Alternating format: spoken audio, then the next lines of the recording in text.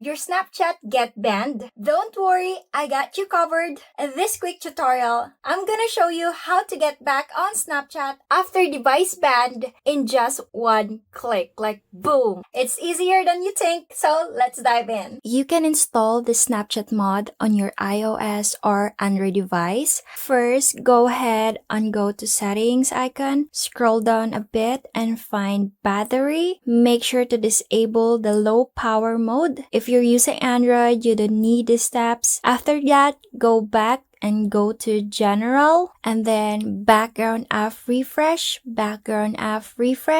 Make sure to turn it on either on Wi-Fi or Wi-Fi and cellular data. Go back and navigate to about settings to check if you have Android or iOS 11 or above. Once you confirm that your device meets these requirements for iOS, you're ready to install Snapchat++.